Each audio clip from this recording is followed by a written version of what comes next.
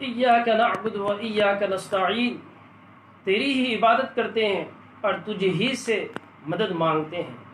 ہم اللہ ہی کی عبادت کرنا ہے. اس کے اندر دیکھیں کہ اس میں شرک سے، گناہوں سے، یعنی اللہ تعالیٰ کا شرک، اللہ کے سوا کسی کی عبادت کرنا نہیں ہے. ہم اس میں الحمد کے سورہ جب پڑھ رہے ہیں ایاک نعبد و ایاک نستعین، ہم تیری ہی عبادت کرتے ہیں اور تجھ ہی سے مدد مانگتے ہیں. آج دیکھیں دنیا والے کتنے پریشان حال ہے، لیکن مانگنا کس سے ہے؟ ہمیں دیکھیں کہ اللہ پاک الحمد کے سورے سے ہماری رہبری کر رہے ہیں، ہماری گائیڈنگ کر رہے ہیں، اور ہمیں بتا رہے ہیں کہ تم اللہ ہی کی عبادت کرو اور اللہ ہی سے مدد طلب کرو. تو ہمیں چاہیے کہ ہم اللہ ہی سے مدد مانگیں. ایاک نعبد و ایاک نستعین اہدنا الصراط المستقیم. اللہ پاک ہمیں سیدھے راہ پر چلا دے.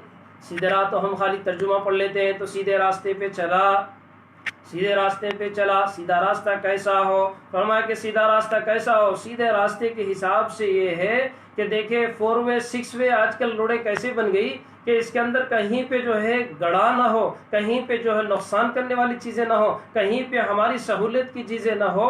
کہ میں نے دیکھا کہ جب 4 وے جب 6 وے بن رہا 4 وے، تو ہم سفر کر رہے تھے، تو پینے کی پانی کی ضرورت پڑ گئی، تو کہیں پینے کا پانی میسر نہ تھا، تو اب میں تو ہمیں مشکل ہو گئی. تو اب اللہ تعالیٰ سے ہم مانگ رہے الحمد کے سورے کے اندر اہدنا الصراط المستقیم، اے پیارے اللہ ہمیں سیدھے راستے پر چلا. وہ راستہ ایسا ہو کہ سہولتیں والا ہو اور آسانی والا ہو اور سیدھا پہنچنے والا ہو، اور اس میں تکلیفیں نہ ہو، ہمیں اس میں راحت ہو، ہمیں آرام ہو، ہماری پوری سہولتوں کا خیال ہو. ایسے اللہ سے ہم الحمد کے سورے کے جملے میں ہم مانگ رہے ہیں کہ اہدنا الصراط المستقیم، سیدھے راستے پر چلائیے. یہ کٹنگ مارنے والے راستے نہ ہو، یہ جو ہے جمپنگ ہونے والے راستے نہ ہو، یہ بھٹکنے والے راستے نہ ہو، یہ جو ہے گڑوں میں گرنے والے راستے نہ ہو. جیسے آدمی جا رہا ہے بائک پہ اور گڑے آ گئے کہ اچھل کے گر جائے، ایسے ہی گمراہی والے جو ہے گمراہی کے چیزیں بیچ میں آڑے آ رہے ہو. جیسے کہ کبھی قادیانی آ گیا، کبھی شکیل آ گیا، کبھی دوسرا آ گیا، کبھی تیسرا آ گیا. اس طرح فتنے بیچ میں گڑے ایسے آ جاتے ہو تو ہم ان گڑوں کے اندر ہم نہ گر جائے. اللہ سے ہم مانگ رہے ہیں کہ اہدنا الصراط المستقیم، سیدھے راستے پہ چلا، ان لوگوں کے راستے پہ چلا جن کو تو نے ہدایت دی. الحمدللہ کے سورے کے اندر اللہ پاک فرما رہے ہیں کہ اہدنا الصراط المستقیم، سیدھے راستے پر چلا، 4 وے والے راستے پر چلا، 6 وے والے پہ چلا، جس میں پانی کی سہولتیں بھی ہو، جس کے اندر جو ہے ہمیں کھانے کی چیزیں بھی مل جائے، جس کے اندر ہم جو ہے سہولت کی چیزیں بھی مل جائے. کہ اس زمانے کے ماحول کے حساب سے ہم دیکھیں کہ آدمی جب سفر کر رہا ہو تو اس کو کہیں جا کر رکنا چاہے گا ٹھنڈی ہوا کے لیے، کہیں ضرورت سے فارغ ہونے کے لیے، کہیں کھانے پینے کے لیے. جس طرح آدمی اپنی سہولت کی چیزیں چاہتا ہے وہ تمام اس آیت کے اندر ہے کہ اہدنا الصراط المستقیم، ہمیں سیدھے راستے پر لے جا. اہدنا الصراط المستقیم، سیدھے راستے پر چلا جس سے ہم ہمارے مقصد تک پہنچ جائے.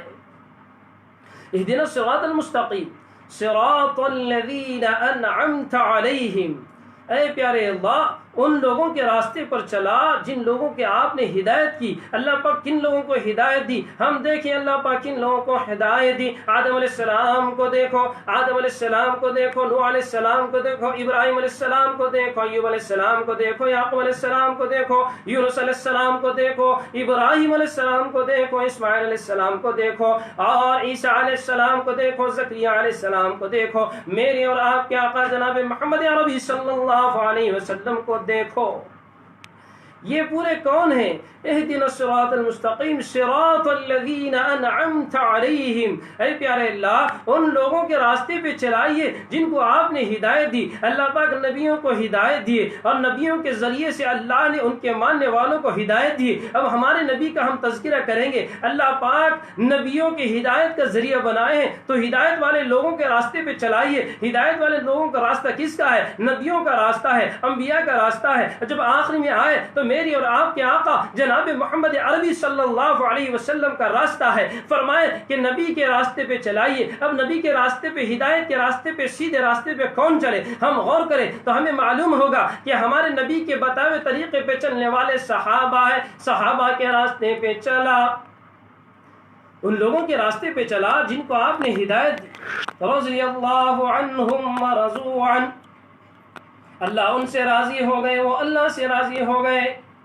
تو ہمیں چاہیے کہ ان لوگوں کے راستوں کو اختیار کرنا بھی ہے اور ان لوگوں کے راستے پہ چلنا، اللہ سے مانگنا بھی ہے، ہم سے چھوٹ نہ جائے، ہم سے بھول نہ ہو جائے، ہم سے کوتاہی نہ ہو جائے۔ اللہ نے اس سورے کو فرض کر دیا کہ ہر نماز میں ہم جب پڑھتے ہیں تو ہم یہ سب چیزیں اللہ سے مانگتے ہیں۔ ہمیں معلوم بھی نہیں ہے کہ ہم اللہ سے اتنی چیزیں مانگ رہے ہیں، اتنی چیزیں اللہ سے مانگ رہے ہیں، اتنے انعام اللہ سے لے رہے ہیں، اتنی التجا اللہ کے سامنے کر رہے ہیں، اتنی دعائیں اللہ کے سامنے کر رہے ہیں، اتنی بڑائی اللہ کی بڑائی کر رہے ہیں، اللہ کی کبریائی کا اقرار کر رہے ہیں، ہم اپنے عاجز ہونے کا اقرار کر رہے ہیں، اللہ کا حاکم ہونے کا اقرار کر رہے ہیں، ہم بندے ہونے کا اقرار کر رہے ہیں۔ اللہ حاکم ہے، ہم بندہ ہے، اللہ بادشاہ ہے، ہم غلام ہیں، اللہ دینے والے ہیں، ہم لینے والے ہیں۔ یہ سب ہم اس کے اندر اس سورے کے ذریعے سے ہم اللہ کے سامنے اپنے عاجزی کا اظہار کر رہے ہیں۔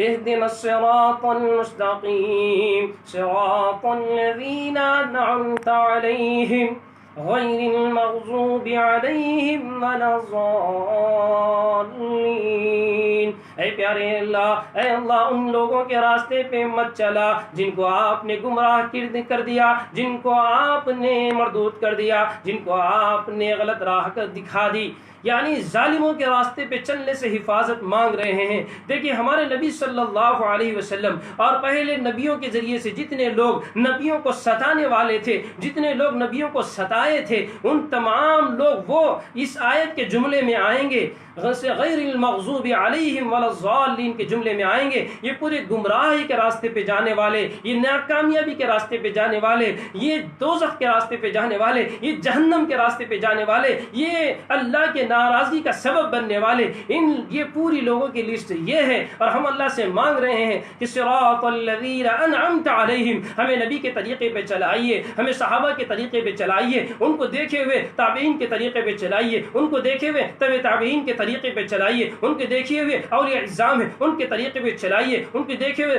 لوگ علماء کرام ہیں ان کے طریقے پہ چلائیے۔ اے اللہ آپ کے مقبول، آپ کے نیک بندے جن کو آپ نے ہدایت دی، جن کو آپ نے آخرت سمجھا دی، جن کو آپ نے سیدھی راہ پر چلنا بتا دیا، ان لوگوں کے راستے پہ چلائیے۔ اللہ سے ہم اس سورے کے ذریعے سے مانگ رہے ہیں۔ اور دوسرا جملہ جو ہے غیر المغضوب علیہم ولا الضالین، ان لوگوں کے راستے پہ مت چلائیے، وہ گمراہیوں کے راستے پہ مت چلائیے، وہ آپ کے نافرمانوں کے راستے پہ مت چلائیے، وہ جن نبیوں کو ستانے والوں کے راستے پہ مت چلائیے، وہ قارون کے راستے پہ مت چلائیے، وہ شداد کے راستے پہ مت چلائیے، وہ ابی بن کعب کے راستے پہ مت چلائیے، وہ ابو جہل کے راستے پہ مت چلائیے، وہ اللہ کے نبی کو ستانے والوں کے راستے پہ مت چلائیے، کفار کے راستے پہ مت چلائیے، مشرکین کے راستے پہ مت چلائیے، وہ جو گمراہی کے راستے پہ جانے والے ہیں ان لوگوں کے راستے پہ مت چلائیے۔ اے اللہ ان لوگوں کے راستے پہ مت چلائیے جو آپ کی نافرمانی کر کر آپ کی دوزخ، آپ کی جہنم کے مستحق بننے والے ہیں، ان لوگوں کے راستے پہ مت چلائیے۔ ہم اللہ سے دعا کر رہے ہیں، آخرین میں فرمائے کہ آمین، ہماری دعا کو قبول فرما لے۔ اللہ کے سامنے ہم یہ روزانہ شب و روز 5 وقتہ ہر نماز میں ہم یہ سورت پڑھتے ہیں، تو یہ تمام سورے کے اندر یہ تمام تفصیل ہے۔ تو سوچے کہ الحمدللہ رب العالمین، ہم اللہ ہی کی تعریفیں کرتے ہیں، اللہ ہی کی بڑائیاں بیان کرتے ہیں۔ الرحمن الرحیم، اللہ رحم کرنے والے ہیں، اللہ معاف کرنے والے ہیں، اللہ ہمیں جنت دینے والے ہیں۔ مالک یوم الدین، روز جزا کے اللہ مالک ہے، یا دنیا والے دھوکہ دے سکتے ہیں، حساب کتاب میں دھوکہ دے سکتے ہیں، اور انصاف کرنے میں دھوکہ دے سکتے ہیں، اور اسی طرح فیصلہ کرنے میں دھوکہ دے سکتے ہیں۔ سب کچھ یہاں پہ لینا دینا چلتا ہے، لیکن اللہ کے پاس یہ سب کچھ نہیں، اللہ پاک اعمال کو دیکھتے ہیں۔ تو اس روز جزا کے مالک اللہ پاک ہے۔ یہ سب الحمد کے سورے میں ہم اللہ سے مانگ رہے ہیں۔ تو یہ آج کا جو خطبہ بیان ہے کہ ہم الحمد کے سورے سے ہم اپنی زندگی کو دیکھ لیں کہ ہماری زندگی یہ سورے کے گول ہی پھرتی ہے۔ آج ہم دیکھیں اب جو زمانہ چل رہا ہے، لاک ڈاؤن کا زمانہ چل رہا ہے، اور کوارنٹینوں کا زمانہ چل رہا ہے، ہوم کوارنٹینوں کا زمانہ چل رہا ہے، جس کے اندر دیکھیں کہ کون کس کی مدد کو آ رہا ہے، کون کسی کی مدد کو نہیں آ رہا ہے۔ ہم عبادت کس کی کرنا ہے؟ اللہ کی عبادت کرنا، ایاک نعبد و ایاک نستعین، اللہ کی عبادت کرنا ہے، اللہ سے مدد مانگنا ہے۔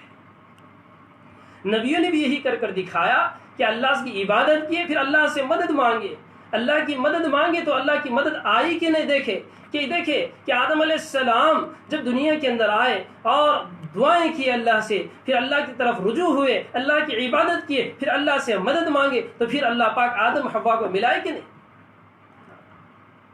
اللہ پاک اللہ کی عبادت کرنا ہے، ایاک نعبد و ایاک نستعین، اللہ کی عبادت کرنا، اللہ سے پھر مدد طلب کرنا ہے۔ ہم اللہ کی عبادت کر رہے ہیں ٹوٹے پھوٹے انداز سے، لیکن پھر اللہ کی مدد نہیں مانگ رہے ہیں۔ آج ہم اللہ کی مدد مانگنا ہے۔ اصل چیز یہ ہے کہ اللہ کی مدد مانگنا ہے کہ آدم علیہ السلام نے اللہ کی عبادت کی، پھر اللہ سے مدد مانگی، اللہ نے مدد دیے کہ نہیں ان سے؟ اور کرے کہ آدم کی بھی مدد ہو گئی، حوا سے ملاقات ہو گئی۔ اللہ پاک ابراہیم کو آگ میں جب ڈالا گیا تو وہ اللہ کی طرف رجوع ہوئے، پھر اللہ نے ان کی مدد کی نہیں، پھر مدد اللہ سے طلب کیے، اللہ نے اس آگ کو باغ بنا دیے۔ یونس مچھلی کے پیٹ میں ہیں اور اللہ کی عبادت کر رہے ہیں اور اللہ سے مدد طلب کر رہے ہیں، اللہ نے پھر ان کو مچھلی کے پیٹ سے نکالا۔ ایوب نے اللہ کی عبادت کر رہے ہیں، اللہ سے عبادت، ایاک نعبد، اے اللہ ہم آپ ہی کی عبادت کر رہے ہیں، پھر آپ ہی سے مدد طلب کر رہے ہیں، مدد مانگ رہے ہیں۔ یونس کی مدد اللہ نے کی، ابراہیم کی مدد اللہ نے کی، ایوب کی مدد اللہ نے کی، یوسف کی مدد اللہ نے کی، یعقوب کی مدد اللہ نے کی، اسماعیل کی مدد اللہ نے کی، عیسیٰ کی مدد اللہ نے کی، محمد صلی اللہ علیہ وسلم کی مدد اللہ نے کی۔ اور جتنے لوگ اللہ کی عبادت کر اللہ سے طلب کریں گے مدد، تو اللہ ضرور ان کی مدد کریں گے۔ اس آیت پہ ہی ہماری زندگی ہے۔ ہم پوری عبادتیں اللہ کے لیے کریں، اللہ کی عبادت کرے، پھر اللہ سے مدد طلب کرے، اللہ سے مدد، اللہ سے ہیلپ مانگے، تو پھر ضرور اللہ کا ہیلپ ہمیں آ کے رہے گا۔ آج ہم اللہ سے مانگ رہے نہیں،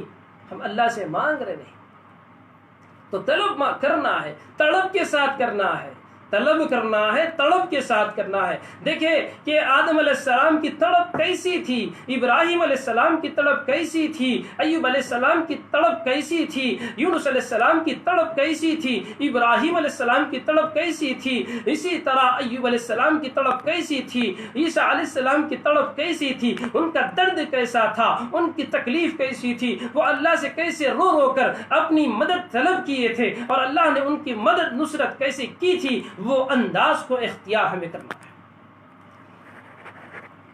اس انداز کو ہمیں اختیار کرنا ہے۔ اب یہ ماحول چل رہا ہے، ہر طرف ڈر کو پھیلایا گیا، ہر طرف خوف کو پھیلایا گیا، اور بندوں کو ڈرایا اور خوف کے اندر مبتلا کیا گیا۔ تو ہمیں کیا ہونا ہے؟ اللہ کی عبادت کرو، گھروں کے اندر ہے، اب رمضان کا مہینہ ہے، رمضان کا ماہ مبارک چل رہا ہے، تو ہمیں کیا کرنا ہے؟ رمضان مبارک کے اندر ہمیں نمازیں پڑھنا ہے۔ الحمدللہ ہم روزے رکھ رہے ہیں، تو اب روزے رکھ کر ہمیں کرنا کیا ہے؟ عبادتیں کرو، ایاک نعبد و ایاک نستعین، ایاک نعبد و ایاک نستعین، ایاک نعبد، اللہ کی عبادت کرو، تم نمازیں پڑھو، تم روزے رکھو، تم تراویح پڑھو، تم سجدے کرو، تم ذکر کرو، تم تسبیحات کرو، یہ سب اللہ کی عبادتیں ہیں، ایاک نعبد میں شامل ہے۔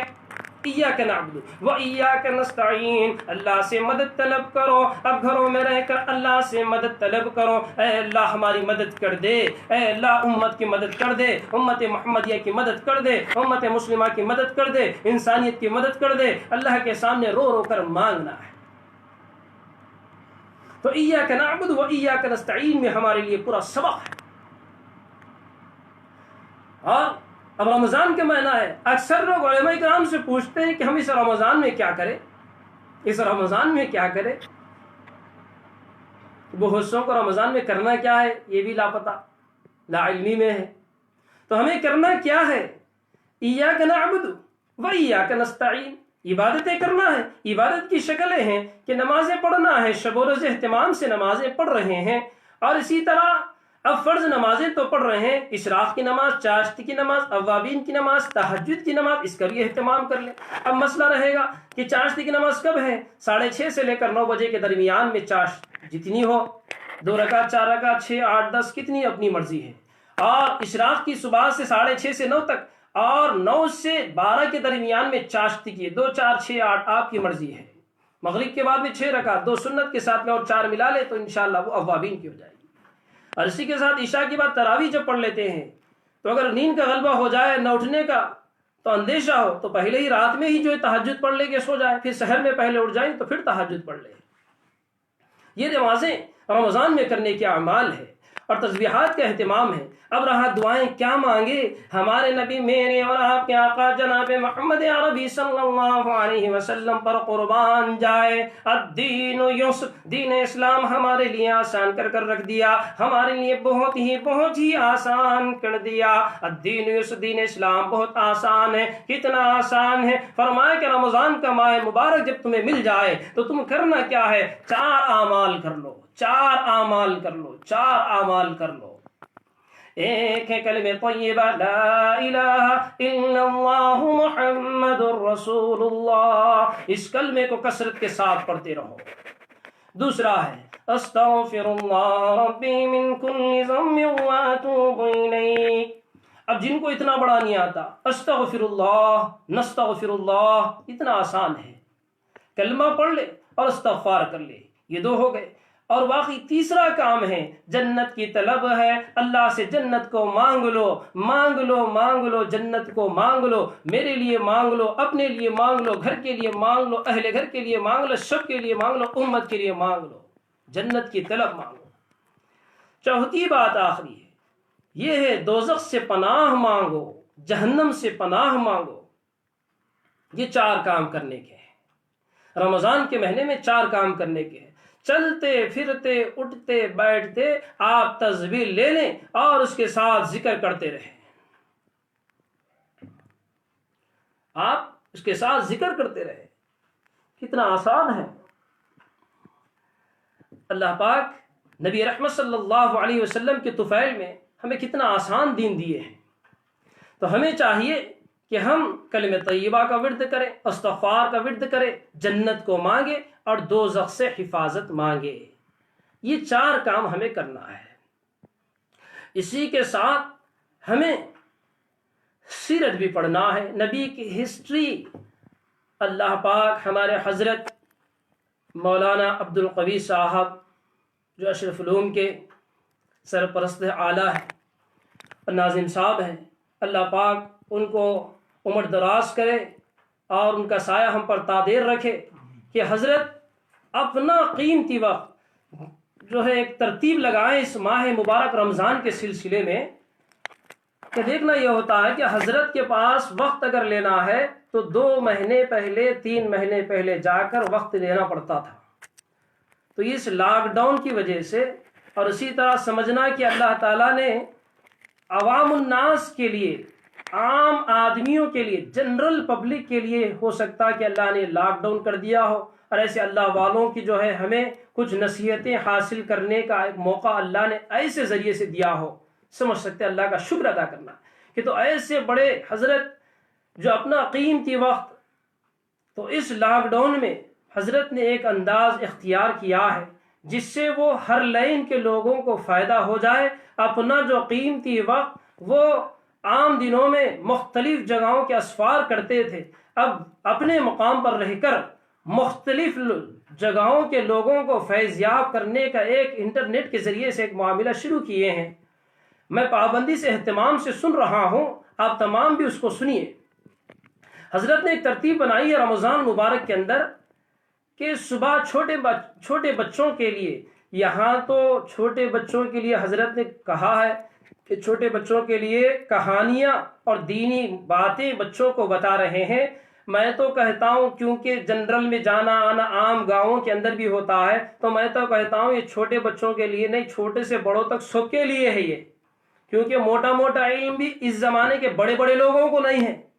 تو حضرت نے ایک ترتیب بنائی، صبح 11 بجے سے، ہر روز صبح 11 بجے سے لائیو بیان چل رہا ہے چھوٹے بچوں کے لیے، اور بڑے بھی بیٹھے ساتھ میں، ماں باپ بچے سب گھر کے اندر بیٹھے، لاک ڈاؤن ہے تو اس کے اندر بیٹھے اور لگائے کہ، تو وہ میرے واٹس ایپ کے ذریعے سے آپ معلوم کر سکتے ہیں کہ حضرت کا جو لائیو دیکھنے کا ہے تو اس کو اشرف ادارہ اشرف علوم مار سکتے ہیں فیس بک پہ، اس پہ بھی آتا ہے۔ اگر کسی کو اگر ڈاؤٹ ہے کچھ تو میرا واٹس ایپ نمبر آپ لوگوں کے پاس رہتا، اس پہ انشاءاللہ آپ لوگ مجھ سے رابطہ کر سکتے ہیں۔ تو صبح 11 بجے سے ہے، 11 بجے سے بچوں کے لیے، پھر شام میں عصر کے بعد میں حضرت ایک ترتیب شروع کرے ذکر حبیب، یعنی اللہ کے نبی صلی اللہ علیہ وسلم کا لائف ہسٹری جو ہے اس کے اندر کھول کے بتا رہے ہیں، کیونکہ بہت سے لوگوں کو نہیں معلوم.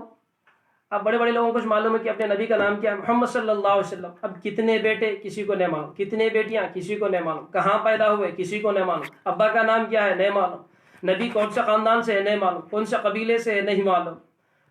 تو یہ تمام تفصیل بھی جو ہے عصر کے بعد میں 5 بجے سے شروع ہوگی ذکر حبیب کے نام سے. صبح جو ہے 11 بجے سے شروع ہوگی بچوں کے لیے کہانیوں کے نام سے، اسلامی کہانی. اور عصر کے بعد 5 بجے سے جو ہے ذکر حبیب ہے.